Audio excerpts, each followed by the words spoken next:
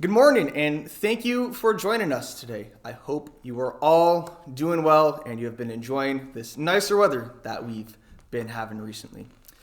Things are beginning to reopen slowly around the province while we continue to prepare for our outdoor gatherings that will be happening in the church parking lot at 4 p.m. On Sunday afternoon. And we look forward to seeing you there if you decide to come out. So today we'll be finishing up a series started by Pastor Dan at the beginning of the month, exploring what it means to be called and what it looks like when we follow our calling in this world. As we've been going through this series, we've also had a memory verse from Colossians there to guide us and to be a central focus point for us during this journey. You should be seeing it on the screen now, so let's say it together. And whatever you do, whether in word or deed, do it all in the name of the Lord Jesus, giving thanks to God the Father through him. Colossians 3:17.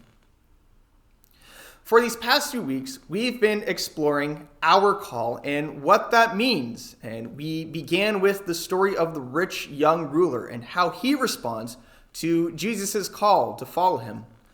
Following that, we examined Paul's call to follow Jesus and our call to be a holy people. We then looked at Daniel and his call and ability to work for the common good, along with our call to work and care for creation. And last week, Pastor Dan discussed our call to Sabbath and rest, a call to slow down in our culture that moves at a fast pace, which brings us to this final week as we explore one last aspect of our call and what it means. So in this final part, we'll be focusing on our giftings and how we are called to share these gifts with the world. Our first scripture for today that focuses on our gifts comes from Paul's first letter to the church in Corinth. This passage also relates a little to what Dan was talking about when we examined Daniel and our call to work.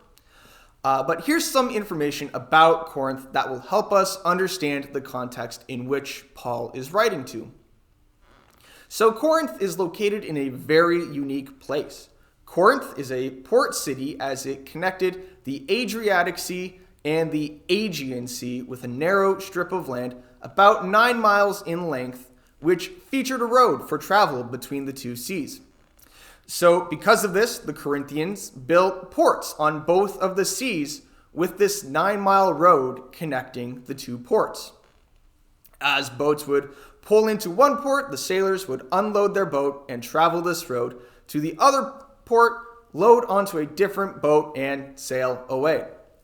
To kind of help us imagine what a 9-mile stretch of road would look like, imagine walking from Font Hill all the way to our church.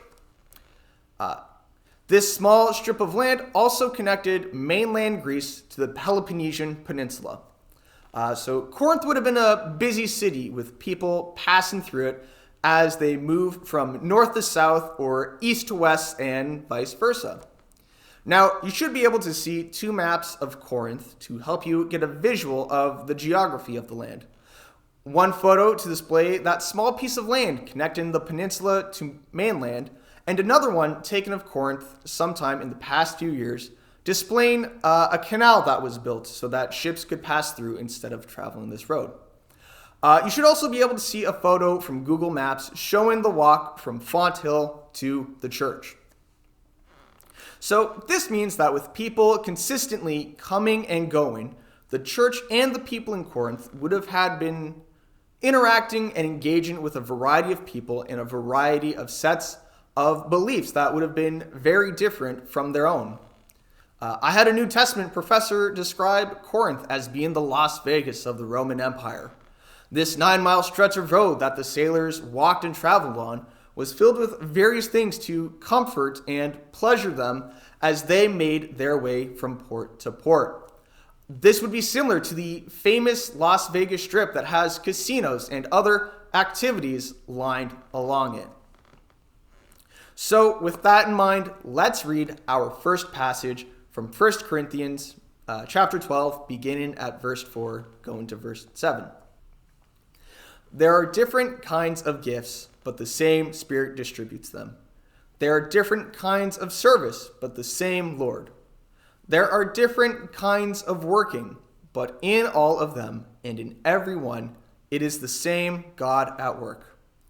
Now to each one, the manifestation of the Spirit is given for the common good. As Paul writes to the Corinthians, he would have been very aware of the social and cultural setting. Paul wants to make sure that the information that these people are hearing is the right information and to help them discern what is true and what is not. This understanding would help explain how Paul begins this chapter and this section of the letter about gifts. Paul begins by stating, "Now concerning spiritual gifts," which to me says that this was something that the church was struggling to understand or getting confused about with all these different views coming into the city. This is one of the many times that Paul writes about spiritual gifts in his different letters to the different churches. In these verses, Paul makes a few things clear for those in Corinth. The gifts that they have received are all from the same Spirit, the Holy Spirit. This would be counterintuitive to what would have been the popular thought in Roman culture, where there would be a different God for each gift a person would receive. Paul wants to make it clear that this is not the case as he continues when talking about service and working. Paul ends this brief portion of Scripture by reminding the church in Corinth that these gifts are a good thing and they are to be used for the common good, similar to how we saw Daniel work for the common good a few weeks ago. After this section of Scripture, Paul goes on to describe some of these gifts and how they can be used. Now, you may be asking, how do gifts relate to our calling? Paul doesn't really mention our call or calling in these verses. Well, one of the more important takeaways from Paul here is that we are all gifted differently by the Holy Spirit and that these gifts are given for the purpose of the common good. Another way of thinking of this is that these gifts are to be shared. I think Paul in these verses is saying, don't worry about gifts you do or do not have. They all come from the Holy Spirit. Don't worry about how others serve using their gifts. It's all for the Lord. Don't worry about how you work. The work you do is ultimately for God as He works in you. These gifts God has given are to be shared for the good of all people.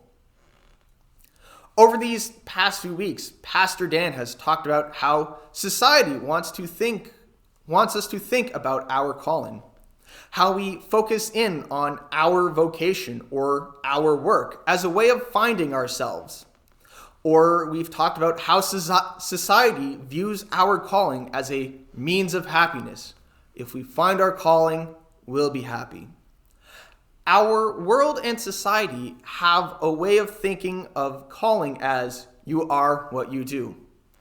Here are a few quotes from author Os Guinness that help us understand our calling with our giftedness from his book, The Call. God normally calls us along the lines of our giftedness, but the purpose of giftedness is stewardship and service, not selfishness. Calling should proceed a choice of job or career, and the main way to discover calling is along the lines of what we are each created and gifted to be. A sense of deep happiness and satisfaction, joy even, when we express and use the deepest gifts that truly make us. Our life purpose, therefore, comes from two sources at once: who we are called to be and who we are created to be. Calling isn't you are what you do, it's do what you are. Guinness is saying that when we take time to look at and understand our calling, there's so much more to it than our job or a means of happiness, as our world would like us to think. Guinness is pointing to something much more than that. He's pointing to who God has created us to be and how the gifts that we have from the Spirit are intertwined with our calling as acts of service and stewardship, to be shared, producing a satisfaction and joy that we may not be able to find anywhere else. So a simple way to think of this is by looking at or thinking about a professional athlete. They have been gifted in a unique way that suits them for their purpose. When they use their gifts and talents, they are working towards what they feel is their call to be the best or the top athlete in their sport. Once they've reached that spot by winning the trophy of their league, you can see that satisfaction and joy come across them as they know what they have been gifted for is finally complete. That's just a simple example of what Guinness is saying in those quotes. Now, I know we're not professional athletes, so let me give you a more practical example from my own life of how I used my gifts and talents to be shared with the world for the common good. So here are two stories that I feel represent this well. And before we get into these stories, you should know that some of my gifts include the gift of teaching and the gift of service, which are the two these stories focus on. So this first story happens in the summer of 2019. I was working at the Whitby Free Methodist Church as the children's, youth, and young adult pastor, and we were preparing and planning for a week of day camp for our vacation Bible school, which we would do every year. The majority of the kids who attended the camp were kids from the neighborhood and kids who had previously attended our camps in years past that had wanted to come back. This was my first year actually overseeing the entire camp. As in previous years, I was an intern helping decorate the church and running the sports station during that week of camp.